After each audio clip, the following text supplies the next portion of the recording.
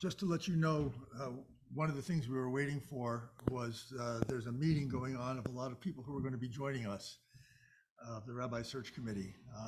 They were supposed to finish at 9:30 and they obviously have not finished, but they will be joining us, but we'll start now. This program came to pass at the instigation of Susan Rizzo, our education director, who contacted me just about 3 weeks ago to say that she felt the need, especially for parents of school kids, for adult understanding of the background to what's going on in Gaza and Israel right now. And would I be willing to work with her to set up a program? I'm Victor Polishuk, Chair of Adult Ed. Work with her to set up a program for that piece of education that she felt was necessary. And I loved the idea.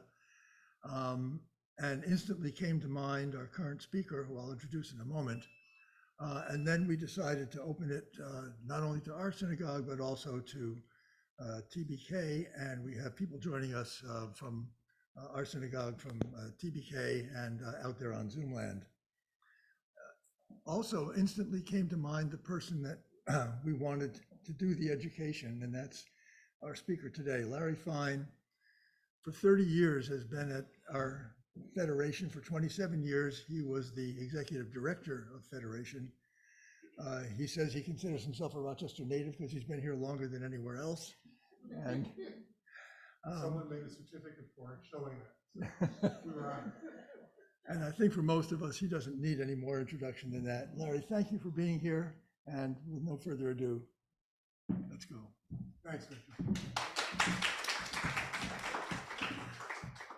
In all honesty, I really wish we were meeting under better circumstances. I retired from the Federation almost 8 years ago now, leaving that work in the capable hands of Meredith Dragon and her terrific team. So I've really not presented any of this material in about 8 or 9 years. So when I was called to work on this, what was in front of mind for 30 years, because I was always answering questions, I had to restudy and reframe myself for this morning's presentation. And the reason that I came out of retirement is I really believe the situation today requires it. Because if we don't understand the context in which things are happening, there's no way to understand what the outcome can be. And I'm not even sure all in the Israeli government understand the context in which what the outcome might be. And so having said that, I want to apologize if I stumble a bit or if my vocal fry, for those of you who are annoyed by it, I'll do my best. And if I have to go to this voice later, I will, but I'm going to start here until the other goes. And I should note that I had a wonderful experience at the Federation. I was never obligated to say anything publicly that I wasn't comfortable saying privately. However, there were things that I would say privately that I was never comfortable saying publicly about the politics and so on. So I want to be clear as we begin, and as some of my analysis will show, that if I lived in Israel, I would not be a voter for the current administration, for Bibi Netanyahu. And that colors a bit the way I'm going to be presenting some of what I share going forward. So I wanted to put that on the table to start. So the purpose of this morning is to look at the context of how we got to where we are today. Jewish history, Israeli history, regional history, and then hopefully there'll be time at the end, because I'm most concerned right now about anti-Semitism globally, in particular here in the United States, and I want to talk about that, but it's one of the reasons it's important that more and more people understand how we got to where we are.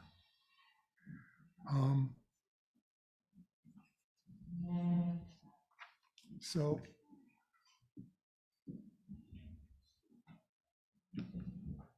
this is the first piece of context.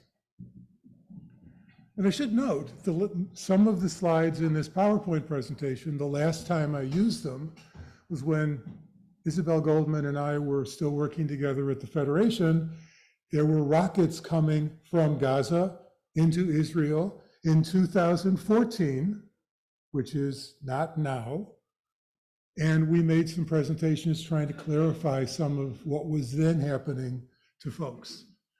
So I want you to look at those comparative sizes of the state of Israel and always keep them in mind. Look at it compared to New York, to Lake Michigan, to the Egyptians, to California. The amount of space that ended up in what we now call Israel. And much of my presentation is going to be about how we got to how that ended up. It's tiny. And for those of you who visited, you know it's tiny.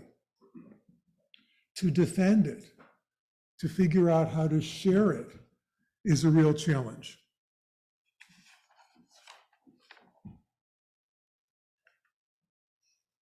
Now, the global population, because there's so much talk about the Jews, we must be huge. There's 8 billion people in the world. 2.2 billion are Christians. 1.8 billion are Muslim. 1 billion are Hindu. 500 million are Buddhists. The smallest group on the page is still 7.1% of the global population. These are rough numbers. And then there's us. 16 million Jews globally. We are 0.2 of 1%, 0.2% of all the religious people in this group of the major religions. And yet, perhaps, we get a disproportionate amount of attention.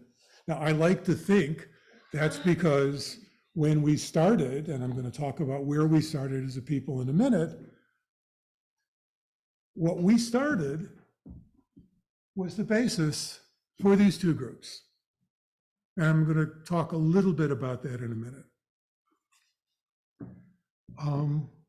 The earliest recorded evidence of a people by the name of Israel occurs in an Egyptian stela erected for the pharaoh in 1209 BCE. Now, for those of you who aren't familiar with how we talk about things in Jewish terms when we talk about time, BCE is before Common Era, CE is after Common Era. And the Common Era is what matches up with BC and AD, because for Jews, AD really doesn't work. But it's how we match the years to the years in the global calendar. In that stela, that carving said the following. This is in 1209 BCE. Israel is laid waste and his seed is rot. Okay, so if you add 1209 to 2023, we have 3,200 years where at least someone was looking at us that way. There's no other people on earth that have had that history. In the 10th century, the Israelite kingdom of Judah and Israel emerged.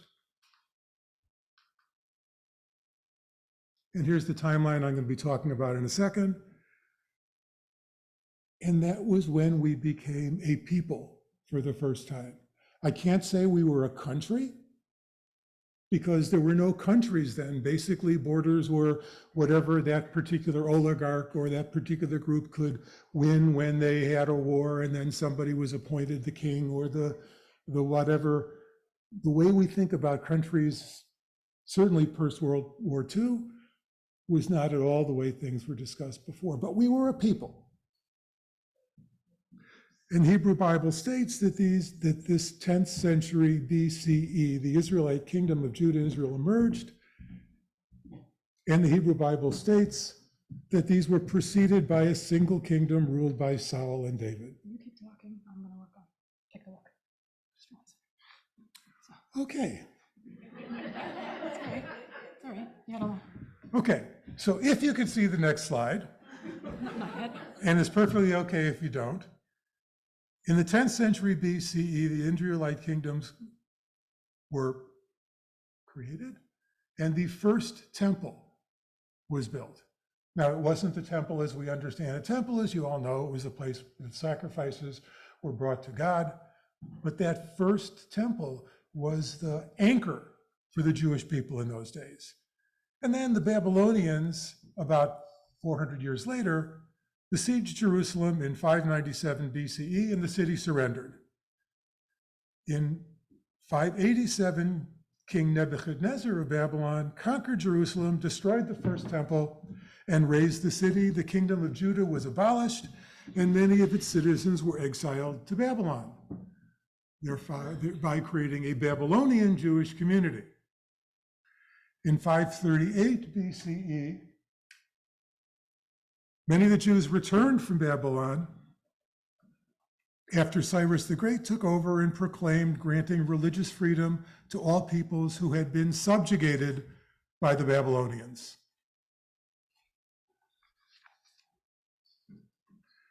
I think it may be going again. Jewish exiles in Babylon included 50,000 Judeans. They returned to Judah to rebuild the temple in Jerusalem, and the second temple was rebuilt completely in 515 BCE, 2,500 years ago. Then Alexander the Great came in, conquered the region, but the Hellenistic rulers generally respected Jewish culture and protected Jewish institutions. And then in 66 CE was the first Jewish-Roman War. Broke out due to the repressive rule of Roman governors, a lot of hostility among the nobles and the impoverished masses, and there were clashes between Jews and pagans in mixed cities, and tensions between the Romans and the Jews.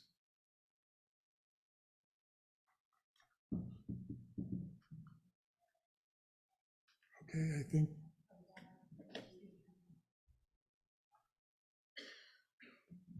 No, it's the deck has disappeared again.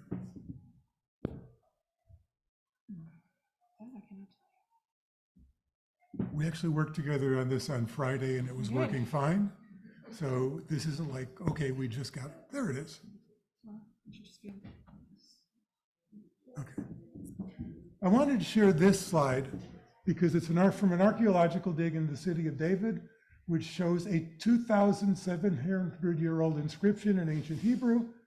A layer of artifacts was found during a recent excavation, although Jews haven't been allowed to do much excavation around the temple for all sorts of legitimate reasons, including that the Muslims have their major center there. But I wanted to point that out because this has been archaeologically dated as 2,700 years ago. So for those who claim that we're making up those claims going back 2,700 years, we have at least some archaeological evidence. And that's ancient Hebrew that's inscribed on there.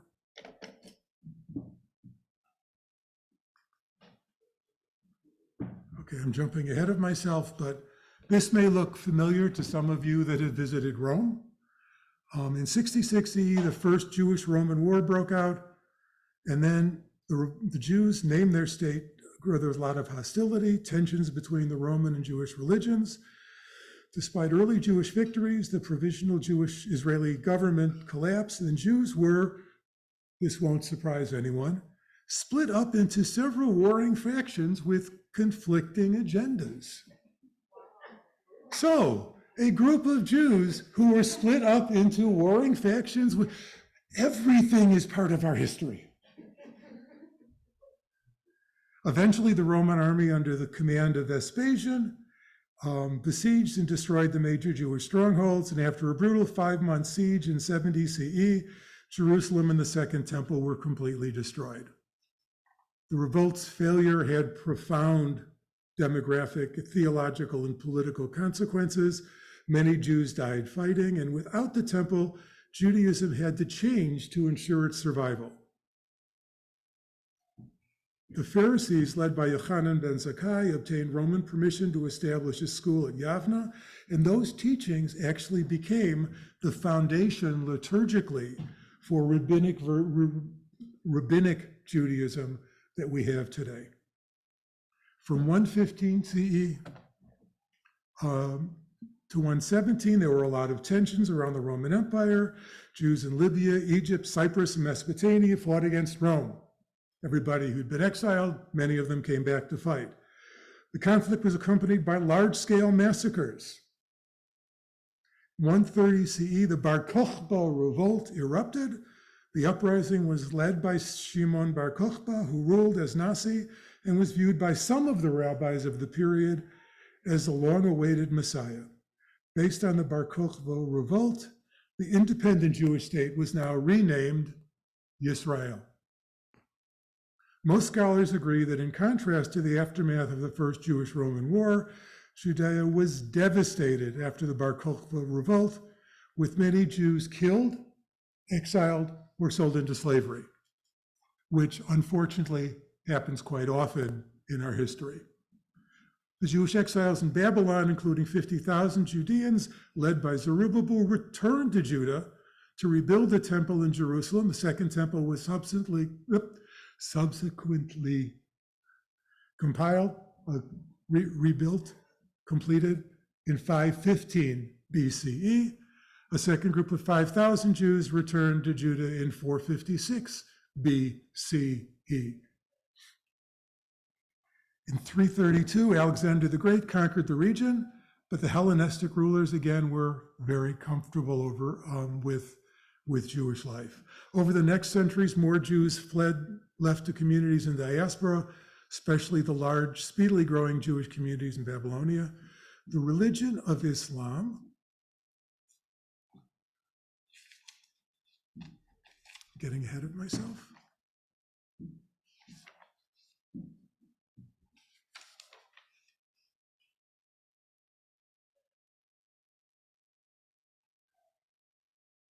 So the religion of Islam originated in Mecca about 610 in the Common Era. And as we know, in the year 1 of the Common Era, Christianity began. Each of those great religions, and I believe they are great religions, although every great religion occasionally is ashamed of its behavior of its members.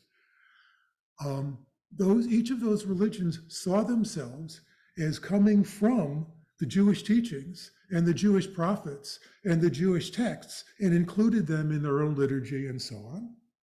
But each of them saw themselves as the replacement for Judaism. And it's important to remember that, because I would make the argument that that was a great deal of where anti-Semitism began, because we were stubborn enough to say, no, you see, 500 years ago, 600 years ago, we started putting all this together. What do you mean you have the absolute truth?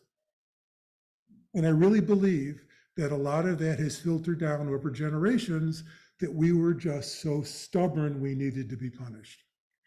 I'm sorry to say that, but I think it fits with a lot of what we're going to be talking about. One more thing that I want to suggest here. I wish that when we talked about those three great religions, it wasn't often talked about as we are brothers and sisters. I really wish it was framed more as cousins, because at least in my experience with friends and family and so on, disputes are most intense among brothers and sisters. Mom liked you better. No, mom liked you better. But with your cousins, you see them on a holiday, you see them at Thanksgiving, they live their lives, you live your life, and you get along really well. I think part of the solution to the problem we have today is to recognize that cousinship and find how we live together, celebrating when we can together and understanding one another. So keep that concept in mind.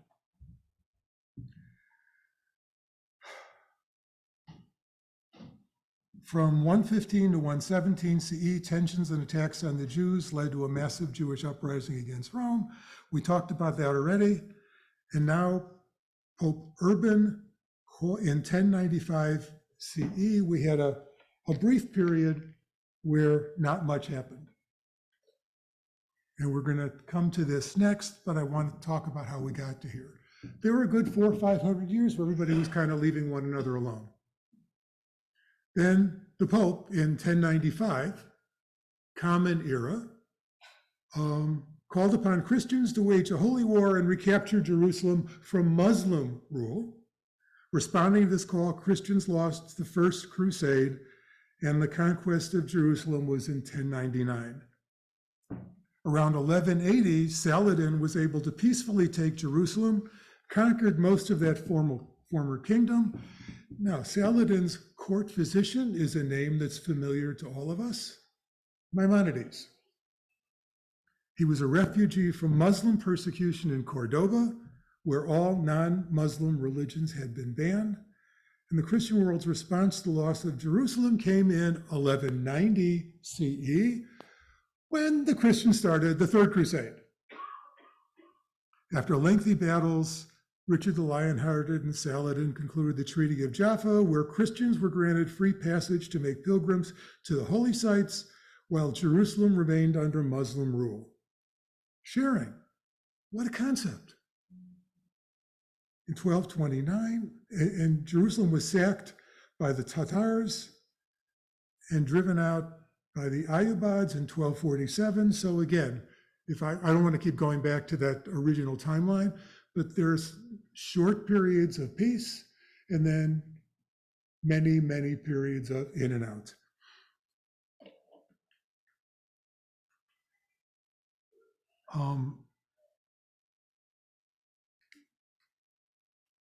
The Ottomans ruled there was a 1492 expulsion of the Jews from Spain and 1497 persecution of Jews and Muslims by Manuel I of Portugal. Many Jews moved eastward, with some settling in the Mamluk. The influx of Sephardic Jews began under the Mamluk rule in the 15th century and continued until the Ottoman conquest in the 16th century, which you see on this map. The city dwellers, the majority of Sephardic Jews, preferred to settle in urban areas, while the more indigenous Jewish population wanted to be in the other places. Under the Mamluks, the area was a province, and it was conquered by the Turkish Sultan in 1516, and it became part of the province of Ottoman Syria for the next 4 centuries. And there is very little negative about the Jewish experience during that period.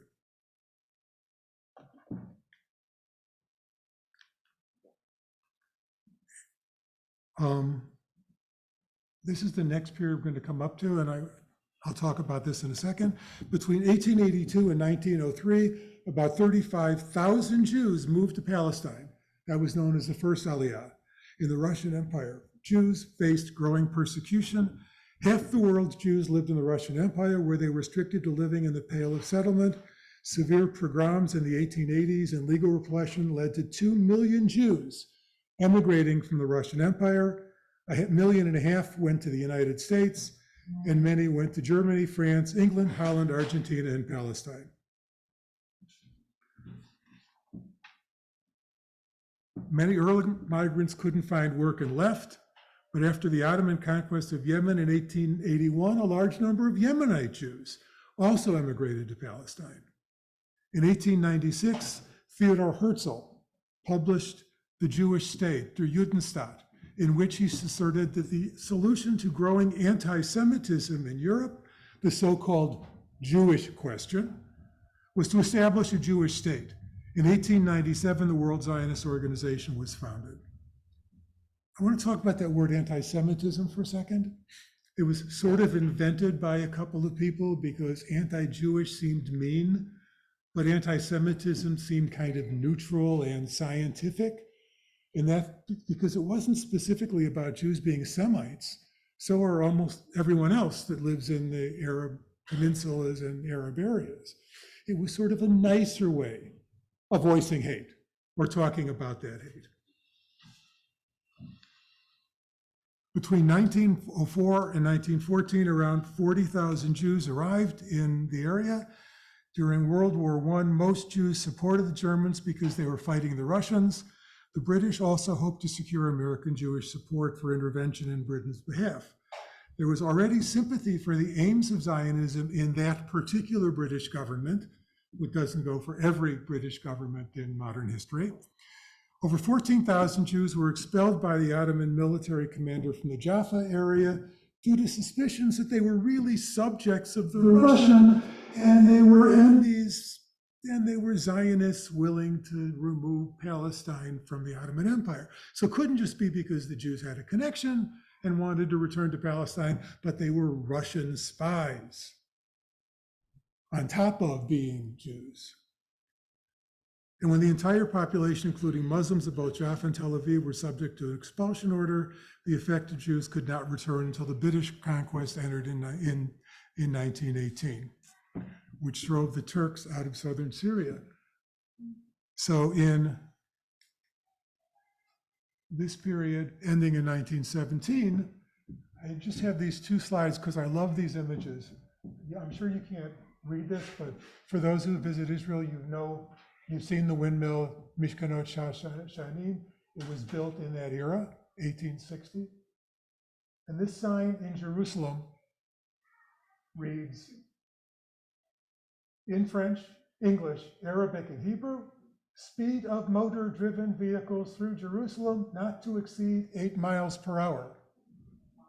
Now, if any of you have ever been a bus or a car in Jerusalem 4 or 5 hours before Shabbat, 8 miles an hour is quick.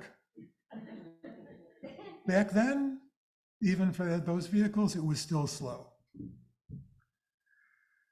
So in World War I, 14,000 Jews were expelled, as I mentioned, and then a large number of Jews served in the British Army.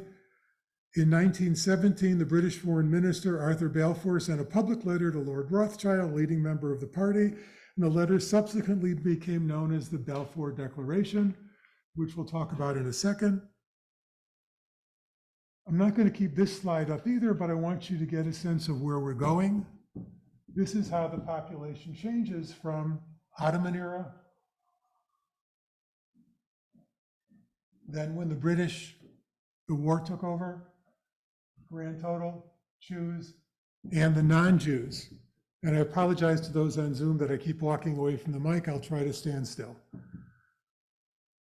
Okay, so just get again, the context. I'll come back to this slide if you want to see it again.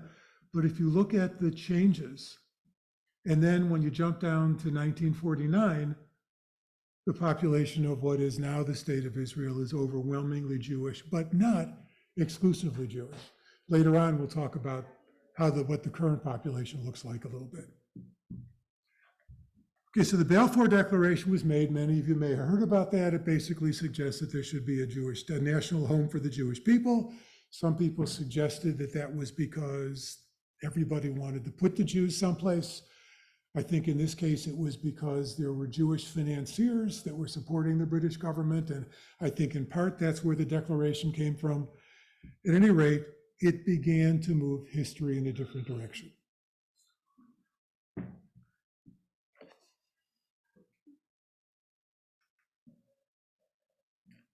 The British mandate, in effect, British rule of Palestine, including the Balfour Declaration, was confirmed by the League of Nations in 1922 and came into effect in 1923. The territory of Transjordan was also covered by the mandate, but under separate rules that excluded it from the Balfour Declaration. Britain signed a treaty with the United States, who had not joined the League of Nations, in which the US endorsed the terms of the mandate. The Balfour Declaration was published on the 2nd of November, 1917. The Bolsheviks seized control of Russia a week later. This led to a civil war in the Russian Empire.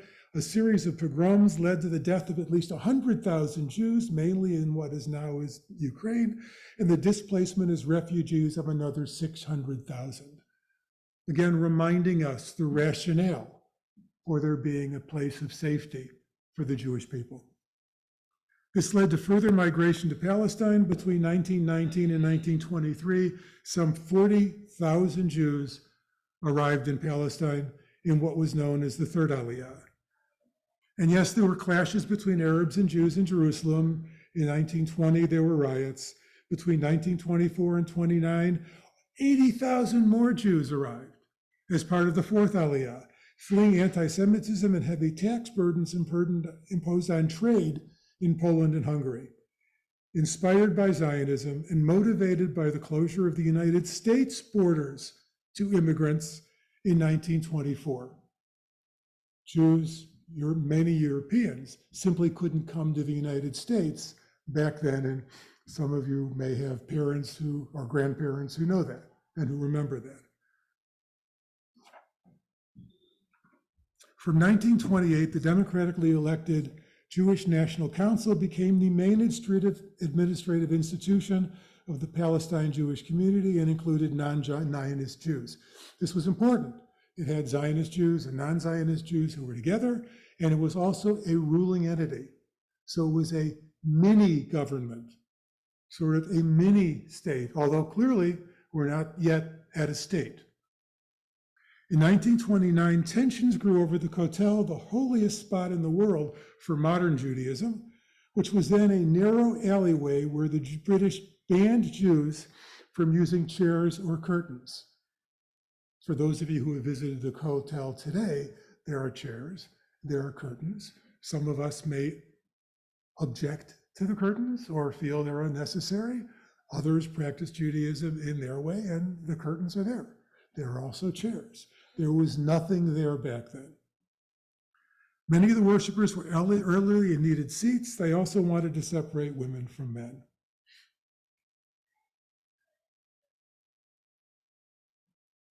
During the interwar period, the perception grew that there was an irreconcilable tension between the two mandatory functions. The British rejected the principle of majority rule of any other measure that would give the Arab population, who form the majority of the population, control over Palestinian territory.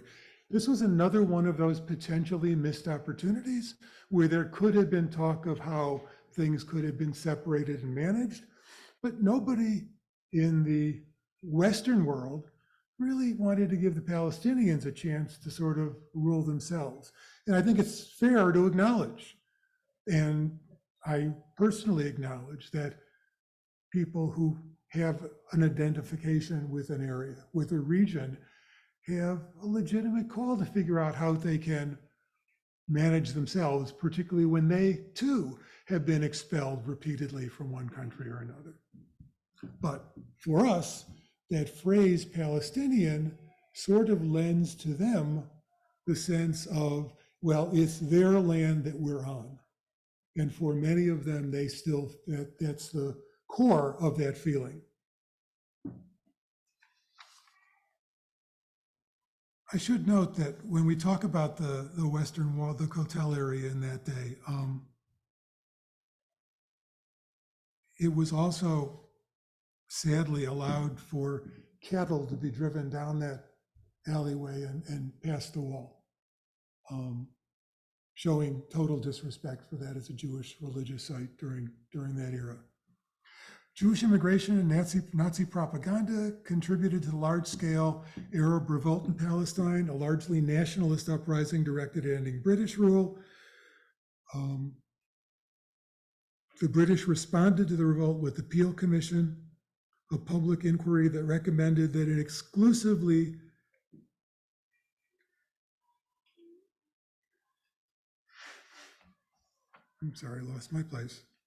Public inquiry that recommended that exclusively Jewish territory be created in the Galil and Western Coast, including the population transfer out of that area of 225,000 Arabs. The two main Jewish leaders, Chaim Weizmann and David Ben-Gurion, had convinced the Zionist Congress to approve, with some hesitation, the Peel recommendations as a basis for further negotiations. The plan was rejected outright by the Palestinian Arabs, and that discussion disappeared. From 1928, the demographically elected Vaad Leumi still remained as the leadership of the Jewish population there. Testifying before the Peel Commission, and this is much later in the early 1930s, Weizmann said, there are in Europe 6 million people for whom the world is divided into places where they cannot live and places where they cannot enter. In 1938, the US called an international conference to address the question of the vast number of Jews trying to escape Europe. Britain made its attendance contingent on the idea that Palestine be kept out of the discussion. It wasn't included in an option. And by the way, no Jewish representatives were invited to that conference. The Nazis proposed their own solution, and some of you may have heard of this, that the Jews of Europe all be shipped to Madagascar. That argument proved fruitless, and the Jews, tragically as we know, were stuck in Europe.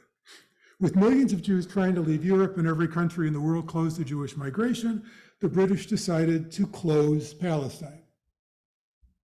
The White Paper of 1939 recommended that an independent Palestine, covered jointly by Arabs and Jews, be established within 10 years, and the White Paper agreed to allow 75,000 Jewish immigrants into Palestine over the period 1940 to 44, after which any further migration would require approval by the Arabs in the area, which we all know was not going to happen and didn't happen. Both the Arab and Jewish leadership rejected the White Paper, so none of that happened anyway. With no outside help and no countries ready to admit them, few Jews managed to escape Europe alive between 1939 and 1945. In May of 1941, the Palmach was established to defend the Yishuv against the planned invasion through North Africa, and the British refused to provide arms to the Jews, even when Rommel's forces were advancing through Egypt in June of 1942. In the 1939 White Paper, the Jewish world mostly ceased to exist after 1945. In the United States and Palestine, Jews of European origin became disconnected from their families and their roots, as the Holocaust mainly affected Ashkenazi, Sephardic, and Mizrahi Jews, who had been a minority. They became a much more significant factor in the Jewish world. The British Empire was severely weakened by the war in the Middle East, and the war had made Britain conscious of its dependence on Arab oil. Although Labour Party conferences had for years called for the establishment of a Jewish state in Palestine, the Labour government threw that out and ignored everything that had been written before again. Illegal immigration became the main form of Jewish entry into Palestine, despite British efforts to curb immigration during the 14 years of Aliyah Bet, the second Aliyah. 110,000 Jews entered Palestine. By the end of World War II, the Jewish population, as you saw earlier, had increased to about 1/3 of the total population. On the 4th of July, 1946, a massive pogrom in Poland led to a wave of Holocaust survivors fleeing Europe for Palestine. 3 weeks later, the Irgun bombed the British military headquarters of King David Hotel, killing 91 people. In days following, Tel Aviv was placed under curfew, and the British questioned, inquisitioned, locked up over 120,000 Jews to find out who did it. In the US, Congress criticized British handling of the situation and considered delaying loans that were vital to British post-war recovery, but it never happened. Between 1945 and 1948, 100,000 to 100,000 Jews who were surviving left Poland.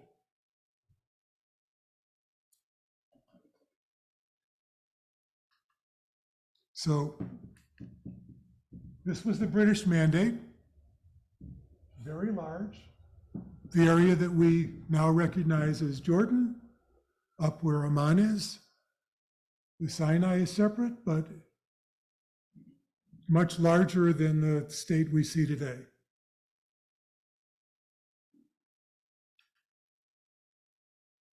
Great Britain's division of the mandated area was as follows. 2 parts. Transjordan, which is the country that we know as Jordan today. Just coincidentally, the British controlled the Jordanian army and had relations with the country and the people, and what the Brits called Palestine. And this today, when you have students on campuses saying from the river to the sea, Palestine must be free, it's these maps that they share. It's the British name for that region, for that area. It wasn't called Palestine for centuries and centuries and centuries before. Okay? So when they say from the river to the sea, this is what they're talking about.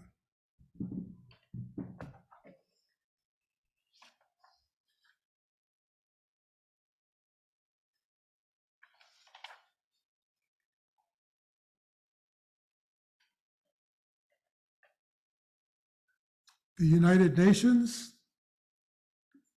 it was recommended the United Nations that a Jewish state be set up after reaching a religious status quo agreement with Ben Gurion regarding the future Jewish state. This is internally is what was going to be Israel.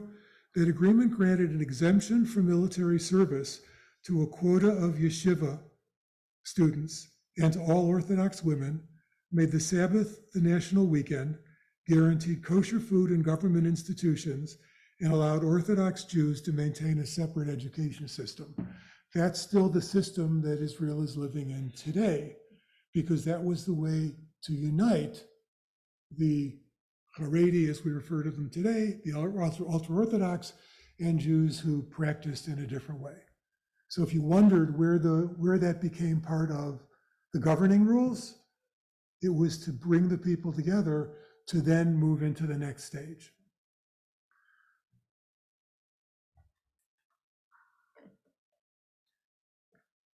There was a report from the UN in 1948 to change the way things were working. Neither Britain nor your Security Council took any action on it, and nothing still happened other than Britain continued stopping Jews from entering Palestine. And then things changed. That 1947 resolution, called Resolution 181, really didn't disappear. That resolution ultimately was approved, and the termination of the British mandate took place. The British withdrawal was finally completed in May of 1948, and there was celebration in Israel, of course, because now there was the potential to build that state now that the Brits were gone. But naturally, that caused a lot of angst in the Arab community. Violence broke out between the sides. Operations became increasingly militarized, and each side was active in a variety of different sectors in coastal towns. Up to 100,000 Arabs evacuated abroad or moved eastwards to other Arab countries. Situation caused the US to withdraw their support for the partition plan, thus encouraging the Arab League to believe that Palestinian Arabs, reinforced by the Arab Liberation Army, could put an end to the plan for partition. The British, on the other hand, decided on the 7th of February 1948 to support the annexation of the Arab part of Palestine to Transjordan. And that's what you see here. On May 14th, 1948, on the day the last British forces left from Haifa, the Jewish People's Council gathered at the Tel Aviv Museum and proclaimed the establishment of a Jewish state in Eretz Yisrael to be known as the State of Israel. We were a people before we were a nation. And in 1948, that abused and discarded and yet surviving people declared a state. Immediately following the declaration, US President Harry Truman and Soviet leader Joseph Stalin recognized the new state. Stalin, because he'd be very happy for all the Jews to leave. And I don't know how Truman felt, but I think in general, it was because America was supportive of that position. Because I've been rambling very quickly, trying to get through everything. Let me pause for a second. If there's a question or two, I'll try to answer them. Just recognize that I'm a retired Jewish communal professional and not a professor of Middle East history. There may be questions that I can't answer, but somebody else may be. Any questions so far? Sure. Isn't there some historical reference to the Romans naming something Palestina? Yeah, that it was what they named Palestina was sort of a region. It never had real boundaries. The sense was that that language came from the Philistines, and it was sort of an Italian, a Roman transliteration, but it was never an entity with a map or anything along those lines. But you're right, that's exactly right, how that was the original version of how that name got aligned to the land. And I just want to add to that, the Romans had named that region using a reference to an ancient people who lived there, who did not live there at the time, who was following the destruction of the Second Temple and the exile of the Jews. It was a kind of a punishment for the Jews, given the entire area a completely different name. Thanks. That's an important part of the answer. Thank you. The reason for that was to wipe out.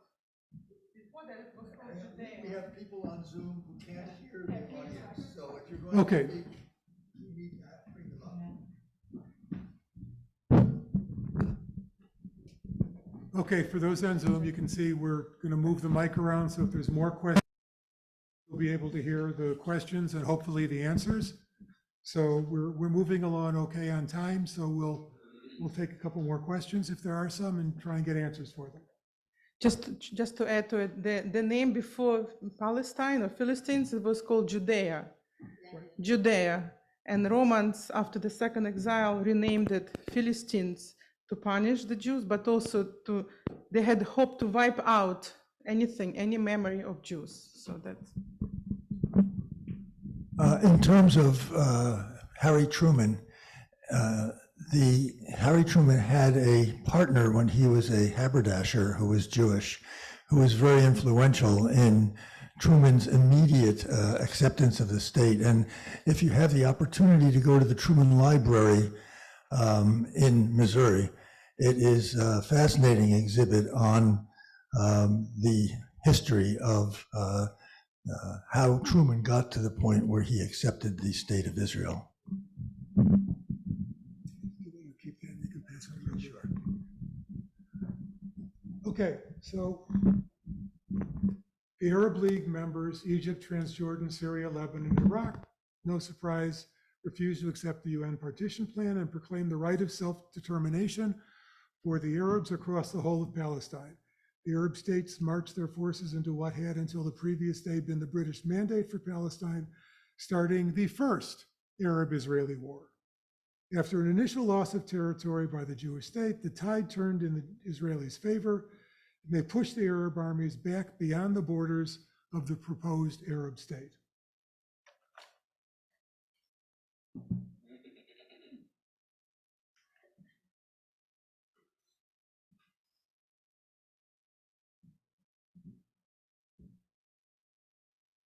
So this was the partition plan in 1947. And this were the borders in 1949. Okay, again, for those of you on Zoom, these two maps look very much the same, but if you'll notice, the partition plan has, for the state of Israel, I'll take this with me. Okay, I'm going to disappear, but you'll hear me. Okay, this was the original partition plan. This was the Jewish state. This was the Jewish state. This was the Jewish state, those three pieces. And the Muslim Palestinians, the Arab state would be here surrounding Jerusalem, and up in the north near Lebanon. And that little spot in the center was the area of Jerusalem and around Jerusalem, and that would be accessible to everyone. That was the original partition plan. We could have a whole session just on what that would have meant to the Jews in terms of what they would have access to in that area. For those of you who know the south of Israel, it'd be hard to plant crops for nothing else. Afterwards, after that war, brief Israel war, suddenly Gaza is under Egyptian rule. Samaria and Judea, moving to the west, are now going to be under Jordanian rule. Okay?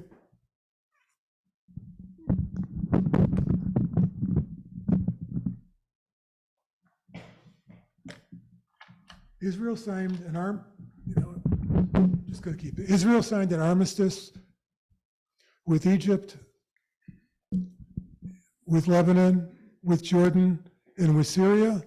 And following the ceasefire declaration, Britain released over 2,000 Jewish detainees. In May 1949, Israel was admitted as a member of the United Nations. There's really probably no higher sense of recognition as being a state in the world.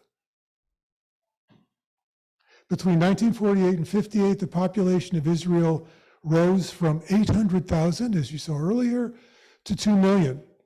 During this period, food, clothes, and furniture had to be rationed. By 1952, over 200,000 immigrants were living in tents and prefabricated shacks built by the government. Israel received financial aid from private donations outside the country, mainly from our families in that era. There was some support from Britons, there was some support from others, but it was mainly from the United States. Between 53 and 56, there were intermittent clashes along all of Israel's borders, but those were intermittent clashes back and forth. In 56, Egypt also blockaded the Gulf of Aqaba, preventing Israel access to the Red Sea. Britain and France then came to Israel and said, why don't you try seizing the Suez Canal? Israel was to attack Egypt, and Britain and France would then call on both sides to withdraw. When, as expected, the Egyptians refused, Anglo-French forces would invade to take control of the canal. By the 5th of November in 1956, Israel had taken over the Sinai. The Anglo-French invasion began that day. There was uproar in the UN, with the United States and USSR for once in agreement in denouncing the actions of Israel, Britain, and France, and a ceasefire was accepted on all parties' part by November 7th of 1956. At Egypt's request, the UN sent in emergency forces, their first peacekeeping effort in the UN history, to keep everybody calm and to keep everyone apart. From the 15th of November, the UN troops marked out a zone across the Sinai to separate Israeli and Egyptian forces, and upon receiving US guarantees of Israeli access to the Suez, freedom of access out of the Gulf of Aqaba, and Egyptian action to stop Palestinian raids from Gaza, the Israelis withdrew to the Negev.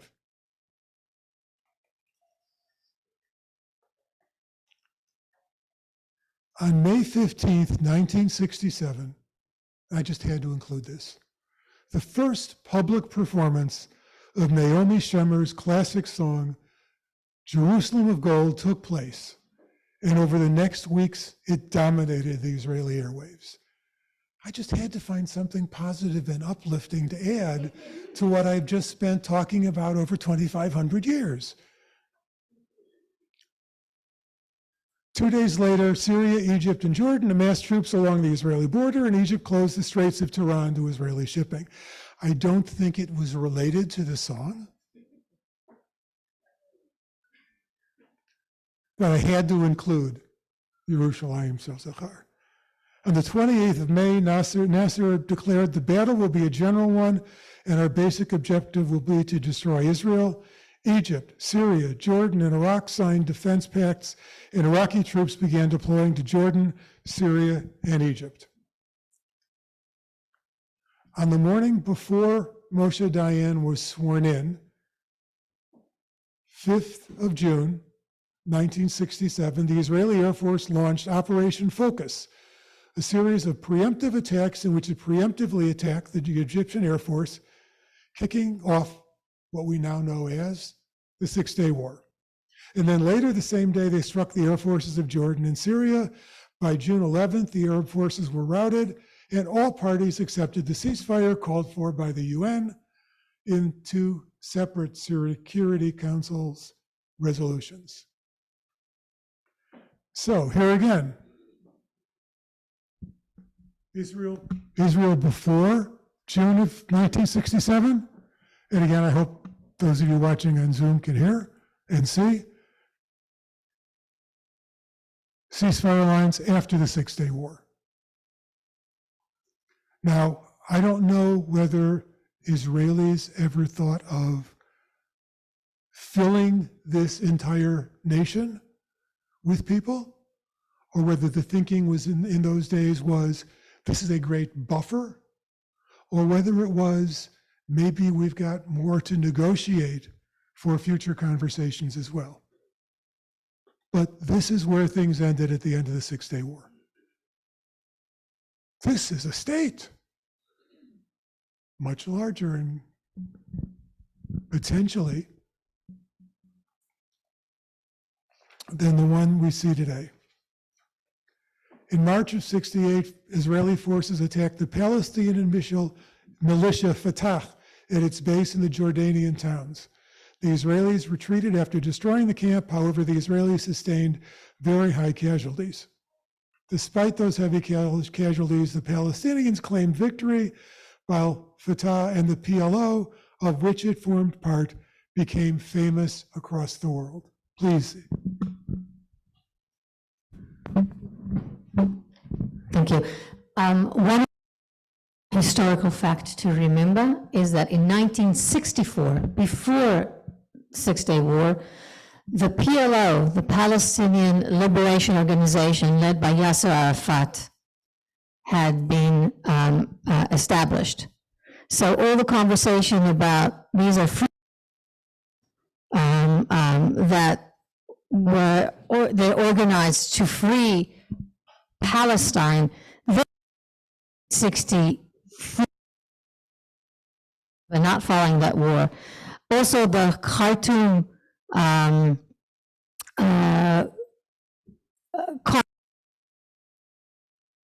countries, or the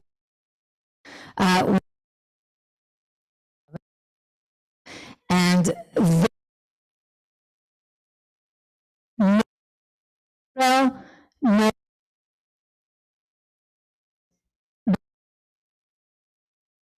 a big thing of 3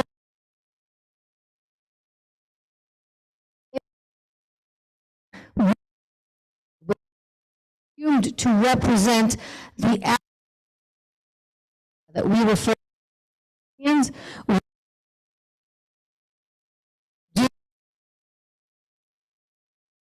state. So that was before 67. I want people just to remember that because it's important for any kind of conversation. The challenge for me in terms of putting together the presentation was, okay, we've got an hour, and that's an important thing that I shouldn't have left out, so thank you for adding it. But trying to figure out, not having presented in front of a group in almost 9 years, how much to leave and how much to present. So that's why I neglected at the beginning to say if there's questions or comments.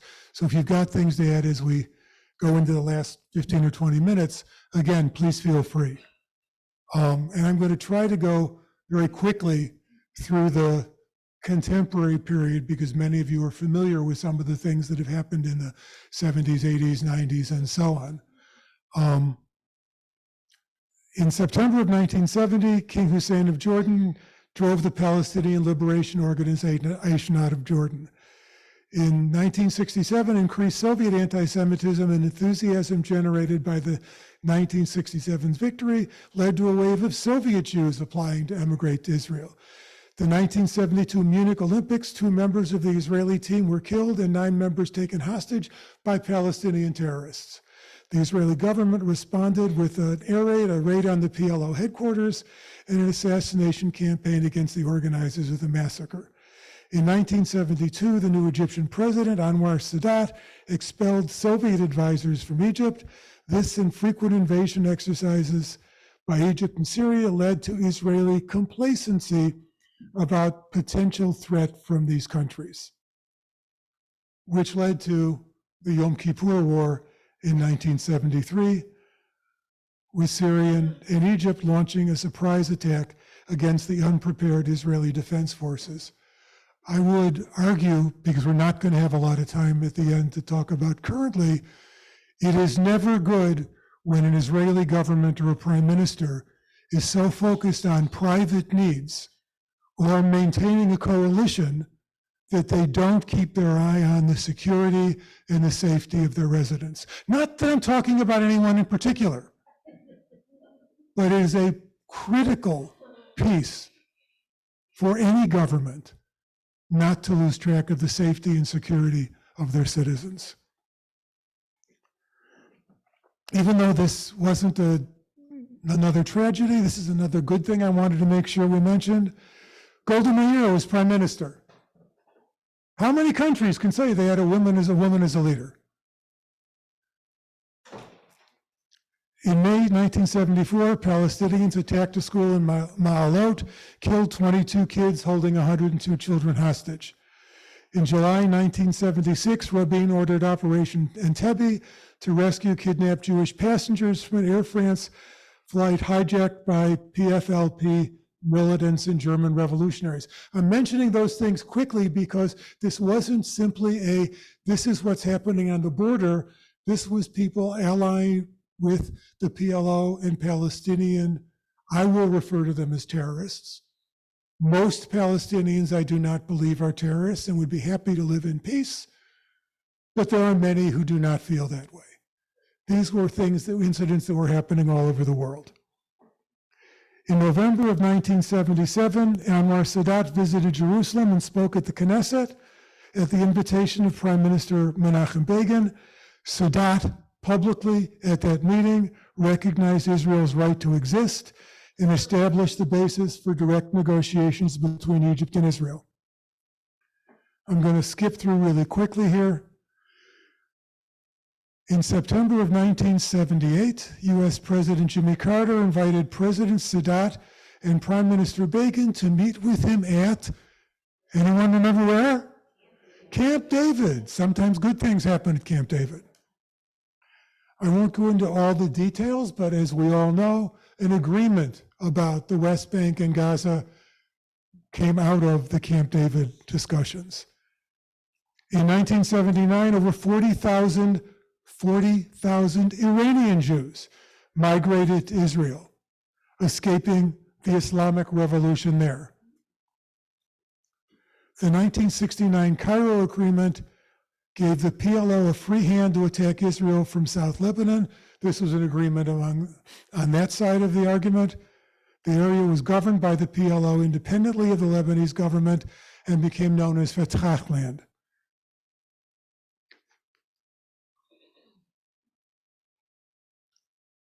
In theory, in August of 1982, the PLO withdrew its forces from Lebanon, moving to Tunisia, but to this day, I don't believe that they all ever left. In 1983, the May 17th agreement was signed between Israel and Lebanon, paving the way for an Israeli withdrawal from Lebanese territory. Israel continued to operate against the PLO until its eventual departure in 1985.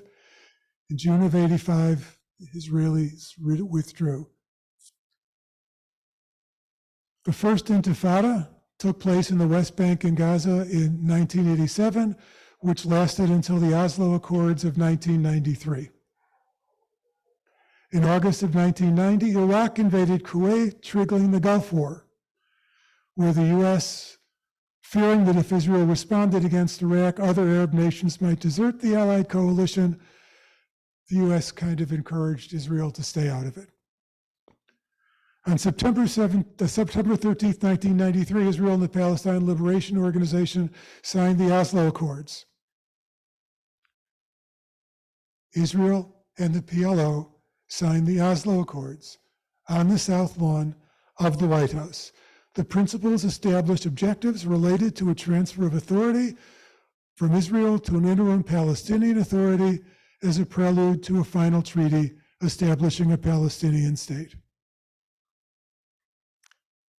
The possibilities were there over and over and over again to have a land for the Palestinians and a land for the Jews. The cousins could survive next to one another.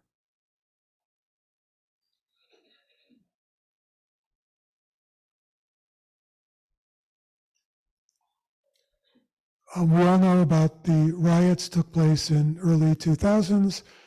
I was in Israel when one of the Sparrow restaurant bombings took place. There were probably 400 or 500 people killed in bus bombings and building bombings over days. That's not peaceful protest. In 2005, all Jewish settlers were evacuated from Gaza, some forcibly, but Israel also demolished all those homes. In theory, so they couldn't return. Hamas won the 2006 Palestinian legislative election. This is 2023. There has not been an election since the election of 2006 where Hamas won. And I'm going to, you know what? In June 2007, Hamas took control of the Gaza Strip in the course of the Battle of Gaza, seizing government institutions and replacing Fatah. Egypt and Israel imposed a partial blockade. I'm going to switch to something else for a second. Because we're talking about Hamas, and we have Jewish college students. We have Jewish college students cheering on Hamas, not just from the river to the sea, Palestine must be free, but actually cheering on Hamas as liberationists. And I don't mean only Jewish students, but some misguided Jewish students, as well as many, many students of many other religions on university campuses and people in the community all over America and in fact the world. And although we're running short, I do want to have time for a little bit of conversation about where the current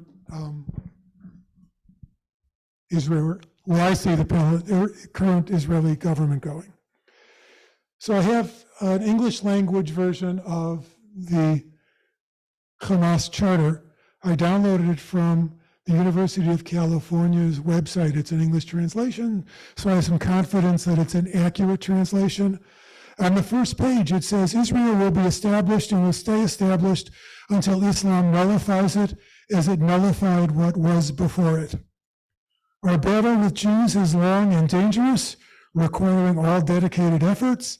It is a phase which must be followed by succeeding phases, a battalion which must be supported by battalion after battalion. The Islamic resistance movement is a branch of the Muslim Brotherhood.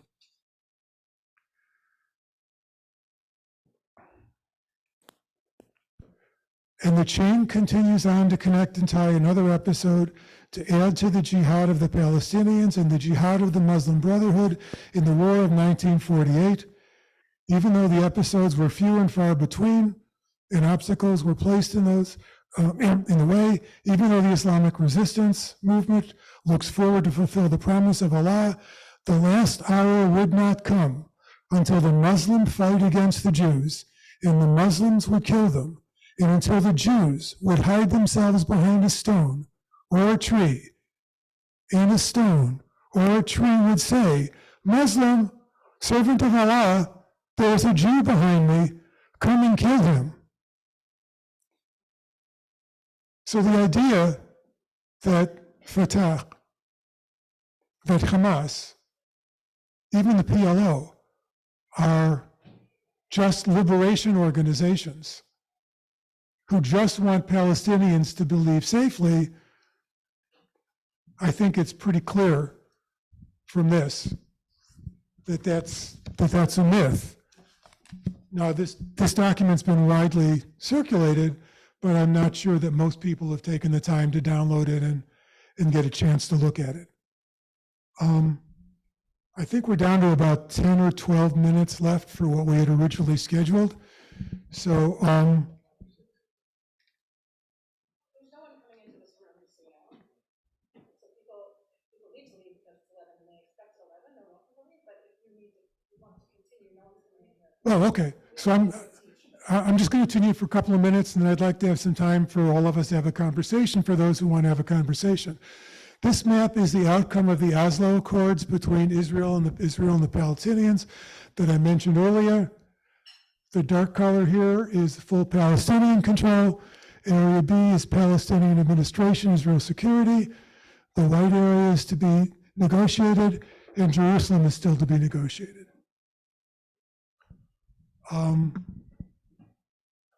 That's what was written. Obviously, nothing happened. If you look online, you will find this map that the Palestinians show for their country today. And I just want to do a couple of one more, maybe two quick slides. This is a rough estimate of the Israeli population today. 73% Jewish, 21% Arabs, 6% others, close to 10 million people. And I want to show that because many Israeli Arabs in opinion polls that have been taken in the last few weeks show a strong personal identification as residents of the state of Israel. It is possible for cousins to live together, but not when a group of outlaws goes to a kibbutz and does what they did to fulfill their charter of killing every Jew behind every rock and every tree. And that's why I left on each of the table one of those posters. I don't know how many of them actually got circulated in the Rochester area. Those are the ones that you heard about that were put up all over Manhattan and were immediately ripped down by people who didn't agree or who put swastikas on them or so on. Those are the hostages. These aren't combatants. These are children. So the idea that we can make peace with Hamas is a real challenge. Now, just a couple of things that I want to add and then open it for conversation. In terms of Mr. Netanyahu's administration, as I indicated to you earlier, I would not be a Bibi voter if I was in Israel. I think that the hundreds of thousands of my friends and our colleagues who have been in the streets in Israel before all of this to say, we want the country to have judges that are independent. We want the country to have a government that works and pays attention.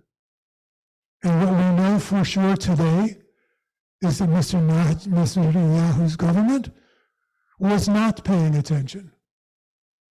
There was intelligence.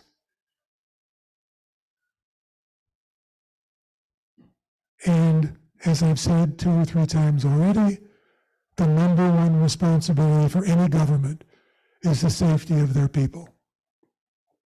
Okay. Again, many of you may not know how Israel elects its prime minister. It's a little bit different than ours because Israelis don't elect a prime minister. They tried that 2 or 3 times. They didn't like the way it worked. So when Israelis vote for their national government, and if I misspeak, I apologize, please correct me. Basically, you go into a polling booth in your area, and there's a box that has slips of paper with the name or the symbol of a party. Each party has published a list in priority order from 1 to some other number of how many people they would like to put into the parliament. There's not district representation the way we're used to here. You don't vote for your congressperson in Israel. You vote for national government. Local elections work completely differently. Okay? So to become prime minister, you need to be able to get 61 members of the parliament, over the majority of the 120, to become prime minister. Usually, that's somebody who is in the top 1, 2, 3 of the folks who got in, because who gets in is based on the percentage of votes that the party got. So if you got 20% of the votes, then you get the first 20% of those 120. You get 20% of the 120 seats. Okay? That's how the government works. So if we were, going to recall Bibi because we didn't like what he's doing, the only way to do that is for the government to fall. Israel has had how many elections in the last 10 years? 5? Roughly about, 5 or 6. It's- An average of every 18 months, an average. Right. And that's for this reason, because there's very, very distinct differences between, I'll refer to them as ultra-Orthodox. I don't have any personal disagreement with their party, but let's just say the people on the right who have a very narrow view of living with cousins and living together, who basically any prime minister seems to need to be able to retain their position. So that's kind of a. Our formal time is up. I want to thank Larry so much. And thank everybody for being here. Larry, you're willing to stick around and have informal. So Larry will stick around. We'll have informal conversation at the tables if anybody wishes to continue the discussion. And thank you so very much. This has been very, very enlightening. I really appreciate it. Thanks. Thank you all for being here and for caring to want to get to know this information. I apologize if I seem a little scattered. As my wife will tell you, I was a bit nervous.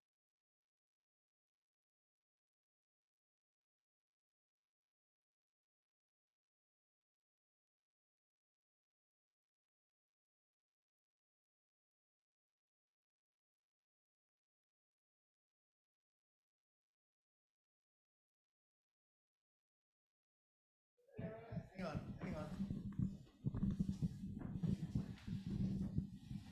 Thanks. I was just wondering if there are some Israeli Arabs who identify as Palestinians? There are absolutely Israeli Arabs who identify as Palestinians, but in most cases also love being Israelis. Yeah, absolutely. Is this on? Right. Yes? Hi, everyone. Are we still Zooming, though? Yes? I just want to know who's out there.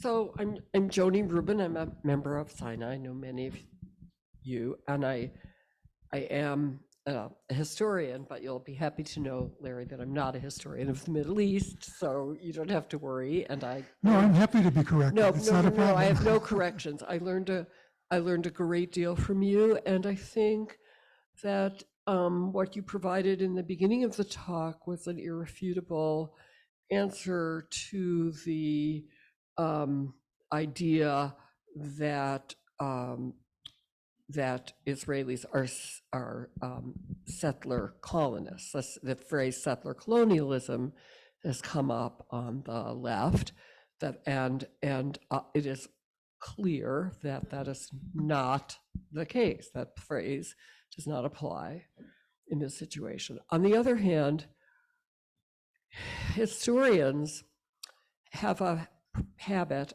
of asking an obnoxious question. It's a pretty obnoxious question. And it's when somebody finishes a presentation and the question is, so what? The question is, so what? Because my own concerns are indeed with the present and how we get out of this. Where do we go from here? I have found, this is a refrain in my head all the time, the story right at the beginning of the doctor who went in Israel, who when ministers from the Netanyahu government came to the hospital, the doctor, to visit patients, the doctor said, "Get out of here, you ruined this country." And that is how I feel. And I do not, I would love to have more conversation, if not now, because obviously we're not going to settle the problems of the world in, in the 5 or 10 minutes that we have today. But some of us were talking just yesterday, Friday, about maybe having more conversation here at Temple or elsewhere about what we do now. And to me, the killing of 10, 11, 12,000, how many people is it now, who are Palestinians, is and with the goal of eradicating Hamas, which is never going to happen that way, is just morally abhorrent. So, but I don't obviously have answers. I would love to hear your perspective, maybe Sure. others in the room, and then would it be possible to continue talking about this, because it is so troubling to so many of us. Thank you. Yeah, I mean, obviously, I don't have an answer either. I will say that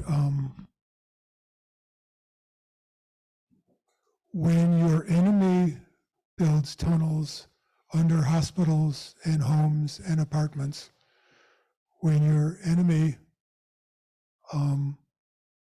takes goods and services that are necessary for those people they're supposed to be responsible for, and hides what we know are thousands of gallons of fuel that could have helped the hospital, I can't argue anything but that Hamas is evil.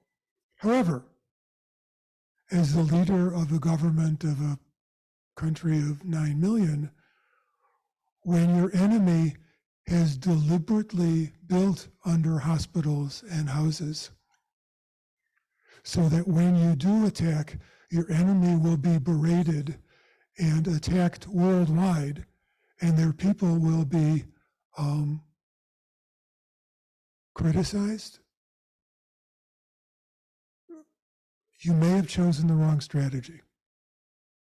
And I will tell you that it's my understanding from some Israeli friends that when the PLO, when the Palestinian Authority rather, and Hamas were still connected in Gaza, Mr. Netanyahu was involved in moving some dollars to Hamas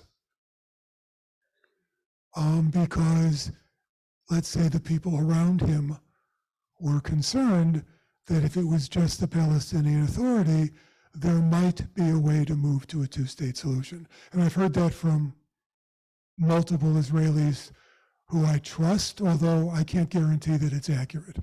So I don't know what the next steps are. What I do know is too many people have died. Yeah, hi, thanks, Larry. And Howard and Leslie Crane say hello. I think you know them well. Let's see, are you willing to share your sources, like your reading list, things you've looked at? And Funny you should ask.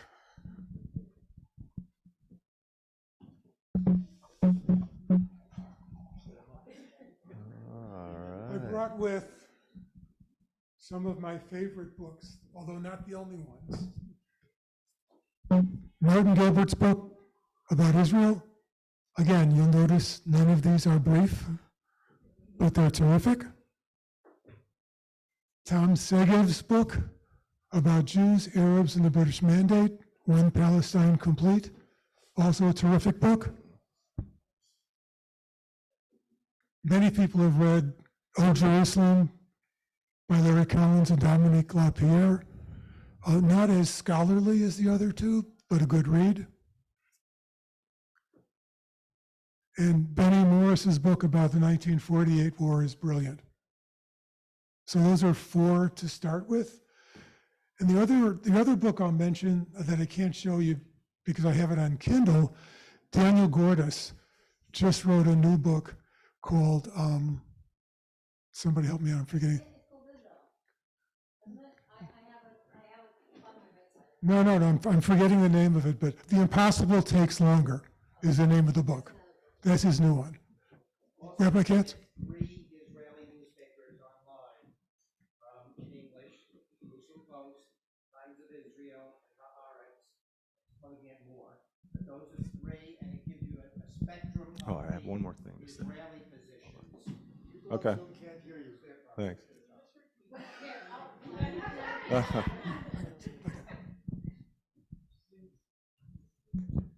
There are 3 Israeli newspapers online which give you a perspective, the Jerusalem Post, the Times of Israel, and Haaretz. And Haaretz leans more to the left, Jerusalem Post leans more to the right, and Times of Israel is quite diverse, and they give you a lot of information. Then from there, you get other background information. Yeah, I was just going to say, I've been working on college campuses on and off for almost, over 15 years now, and a lot of younger Jewish people, I guess, I would say millennials especially, have been more exposed to the HaHistoranim HaChadashim, like all the new historians. And I know Benny Morris is part of that group, so I'm glad to see you've included Benny Morris. But what do we say to these young, liberal, like you said, misguided Jews who have learned and been reading all these texts from sociologists and historians like Ilan Pappé and Howard Finkelstein, and how do you reconcile those texts with what they've been producing?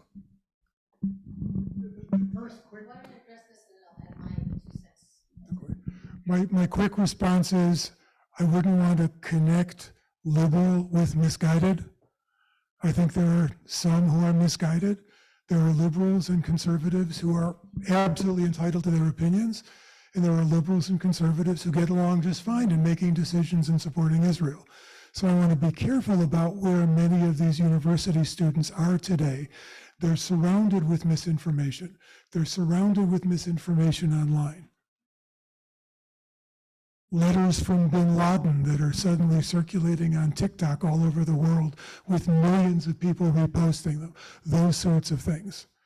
Okay, but my best answer is, particularly on campus, for the Jewish faculty and the Jewish community that surrounds them, to find ways to engage with those students. I know there are some things happening here at Nazareth College that I've been involved with. Not a lot of Jewish students there, but I don't know exactly what happened with the U of R the other day, but maybe somebody else does. You had to make a comment. Okay, I have a terrible attention span, so I'm going to be a bit over the place. I'll just address the thing at the U of R. It was very quiet, relatively quiet. What wasn't a lot of show up on the pro-Palestinian part, and there were some speakers who were recognizing the Jewish suffer, that what we have gone through generations, and very few who were more pushing towards, between the river to the sea rhetoric. Those who don't know me, I'm a Temple Sinai member. My name is Sharon Shafrir. I have been for the past 10 months part of the international grassroots activists protesting against Netanyahu's government. At the moment, I'm leading the volunteer initiative locally for Bring Them Home campaign to release the Israeli and other nationals who are held captive in Gaza. So you can reach out to me, you can sign up to our WhatsApp group, whatever. So all the reading materials is great. So I have nothing really to add to that. I do want to say something at what can do. So the past 10 months, I want to tell you, it was very challenging across to convince Jewish organizations, Jewish communities to see the difference between protesting, not against Israel, but for democracy and Israel. The protests were Israel. And I want to be clear about that. It has to stay a democracy in the spirit of its independent Declaration of Independence, of equality to all nationals, all religious and all ethnic communities within it. We were talking about what was going on with Netanyahu as a in the past 20 years, Mr. Netanyahu has been prime minister for 10 years. Not all consecutive, but and he set the tone. And for his obvious resources, especially the online resources, he has his personal reasons why to lead a certain policy the way it is led. It was his own interest to create this kind of coalition that supported and that led to this that the protest flagged. It's weakening the country. And if you followed news from Israel, we just proved, we didn't to that for us to prove our point. That was not dancing in our streets saying, told you so, told you so. That's not the point. On the contrary, the entire country and rescuing people and saving families and livelihoods, and the different departments have been non-cooperative because this government did whatever it could to dissemble what we know as the support that the state owes its citizens. So you're asking me, what is the next thing we can do? So I can tell you that the protest movement is not going to start rallying and protest against the government in Israel.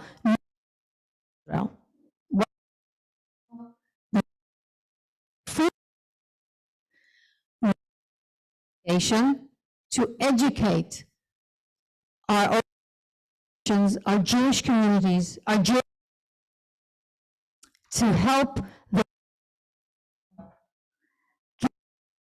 get a democratic, safe, thriving country. And I will continue hearing rhetoric from federation leaders, whether it's this federation or other federations, it doesn't matter. It matters, but I'm not going to bring it up right now, of not do anything. If you're going to educate people, we're going to talk about the crisis, the judicial crisis in Israel right now. This is not the time. We should do that. It's against, it's as if we are working against Israel and Israel. So if anybody's interested in even creating a similar session of learning, of talking, of educating, please you can reach out to me. I can help you initiate that, or by all means initiate that, and I'll just make it public. Okay, but Thank you. Okay. You know, I really, when I make presentations, I always prefer for them to end with something upbeat or sweet. So for the 5 or 6 more minutes, there's a wonderful Israeli writer named Etgar Keret, who writes very, very strange and lovely and wonderful short stories.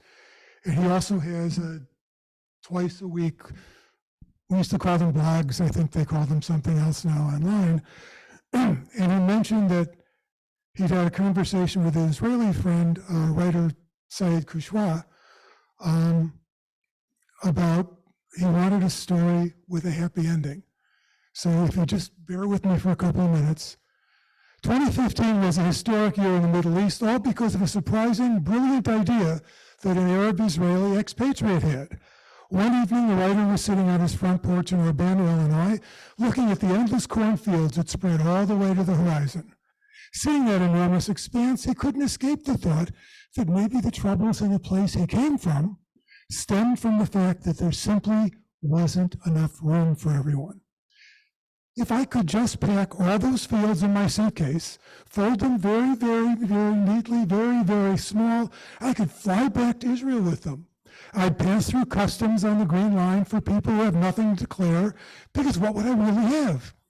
It wasn't as if I'd be bringing some subversive ideology in my suitcase or anything else that might interest the customs inspector. All I would have would be some huge cornfields that I'd folded up, very, very, very small. And all of a sudden, there would be enough land for everyone, the Palestinians and the Israelis, and even some left over for a giant amusement park where both peoples could take all the knowledge and technology that they apply to developing weapons and use it to build the most amazing roller coaster in the world instead.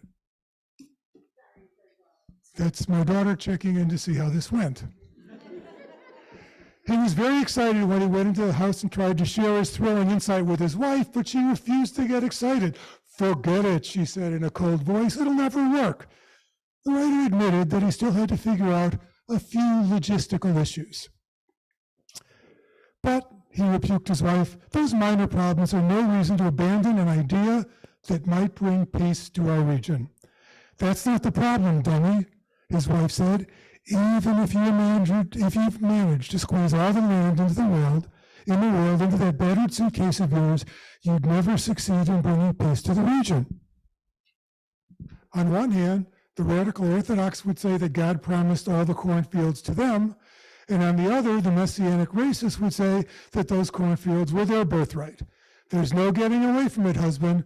We were born in a place where even though a lot of people want to live side by side, there are still enough people on both sides who don't want to.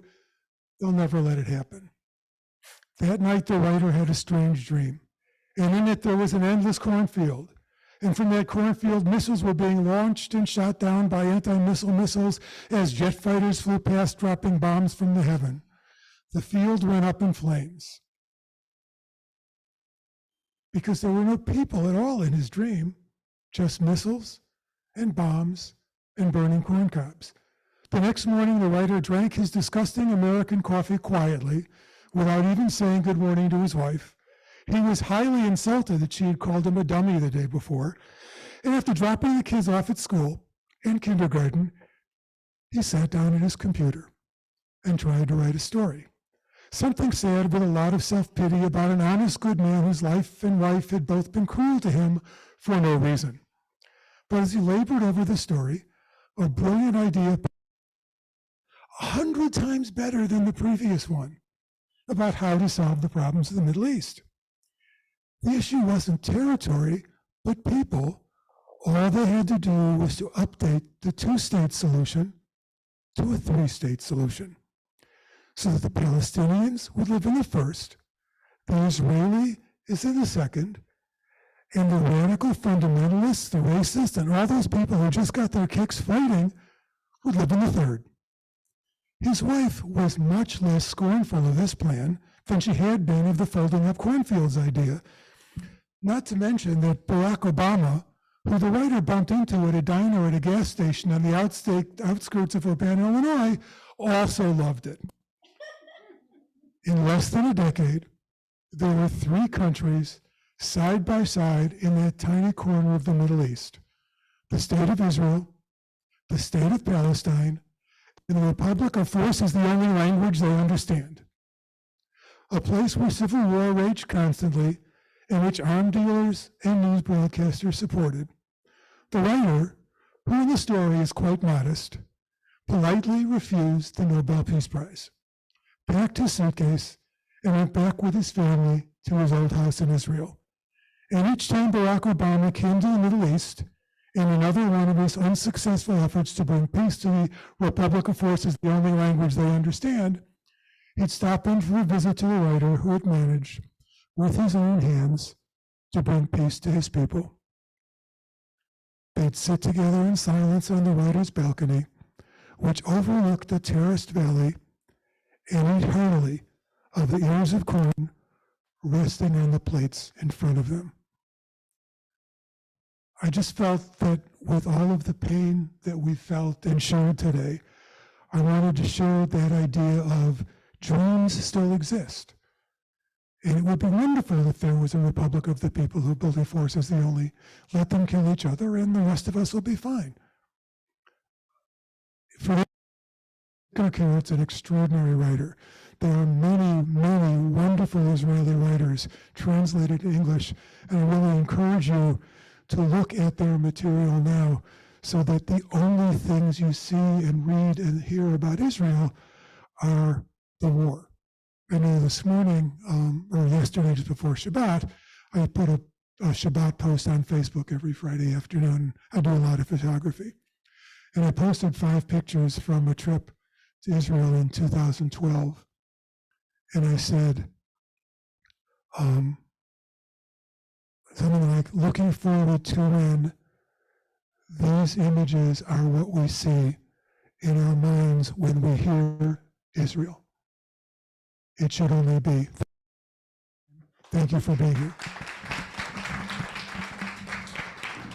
Larry, thank you for being so generous with your time and for your wonderful presentation. I really appreciate it.